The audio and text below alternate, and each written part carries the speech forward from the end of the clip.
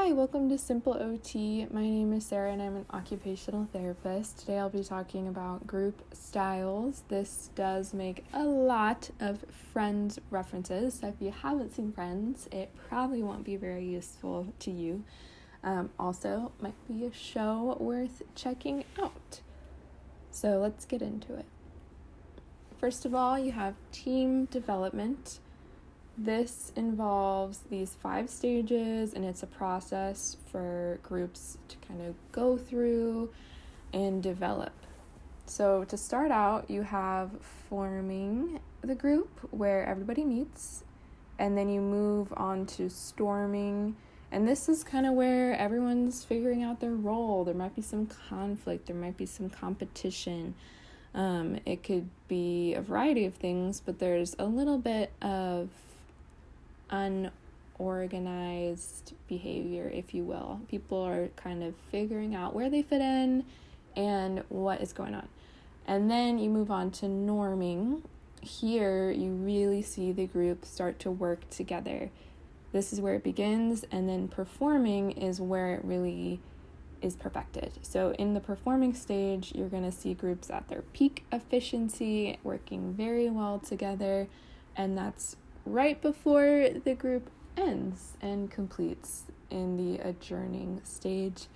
Didn't think of a way to directly tie this to the show, although you could kind of think of each of these stages as seasons of a TV series. Like, it starts out where everybody is new, you're meeting the characters, there's always some drama, like a hook, or leading into where things are really gelling and it's moving smoothly, and then it's moving really well. I always feel like the show is the best right before it ends, at least in all my favorite shows. That's usually how it goes. So things are working really well, and then they begin to wrap up, and then the show ends. So for leadership styles, you have authoritarian, which to me is like Monica, because it is a very highly controlling and directive leadership style. There's also facilitative, which is like Ross in my mind, because it involves the leader as an educator, where they're kind of educating the group and also providing some facilitation or teaching. It also requires that the group operates at a higher cognitive level, and I just feel like Ross would say a higher cognitive level, because he can be pretty pretentious sometimes. If you didn't know, Ross is a professor himself. You also have the advisor role, which is mostly a hands-off role, and it's more of like a supervisory role as well. And so I thought about their parents. These are Monica and Ross's parents. I think about how the show really wouldn't happen without them, because not only do they mainly stay out of it and intervene only when needed, they also provide the space for the group to meet and for the show to go on. Monica lives in this apartment that is actually in their family, and if she didn't have that apartment, I feel like we wouldn't have 90% of the show, because the bulk of the show occurs in this beautiful, very purple, very Monica apartment. There's also the co-leadership style. This role or style of leadership is essentially about working together. You're co-leading something. So it reminded me of Monica and Phoebe hosting that party together. And as you can see, it was very silly and a very good episode. So for group styles, you have parallel groups, which involve almost no interaction. This made me think of Joey and Chandler just lounging in their Barca loungers, watching TV, drinking beer, like not really interacting at all. And then for a project group, this involves a specific intended outcome through an activity. So they're doing a project together. This reminded me of when the group got together, went through their kitchens, pulled out all their chopsticks, and assembled a gigantic reacher to poke the naked guy across the alley. And here everybody had a common goal as well as a shared activity. There's also the egocentric cooperative group. Here, basically the individuals in the group choose their own roles, and so egocentric to me means like self-centered.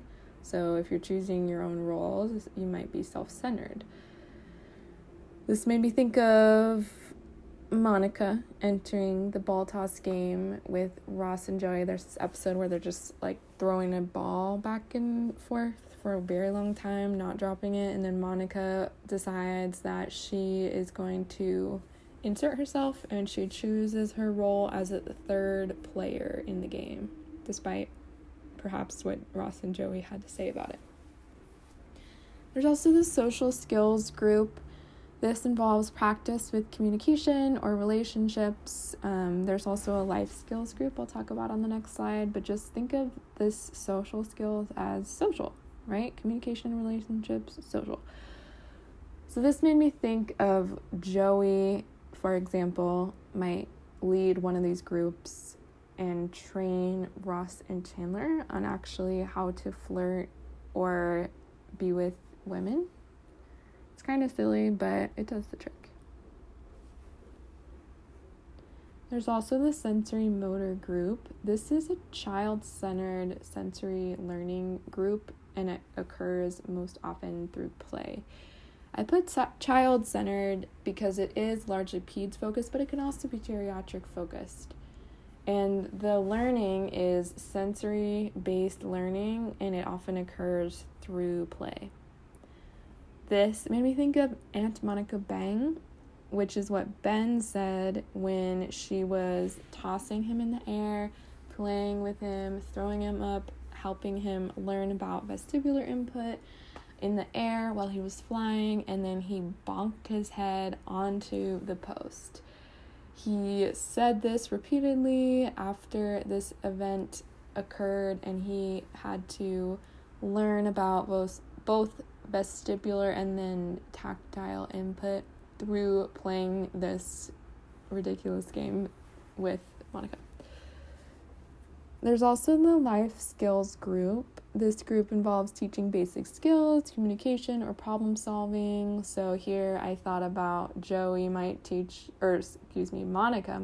Joey how to clean his apartment. That's a very basic life skill and definitely something that Monica could show Joey. There's also a discussion-oriented group where the group interacts to help learn self-growth concepts.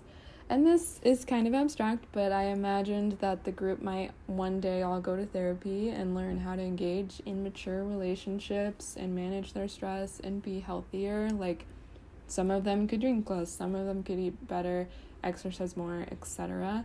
That's like a broader outside of the show perspective. If you think about it, they're not exactly the healthiest or most efficiently functioning adults. As always, I hope this helped. Thank you so much for listening, and good luck studying.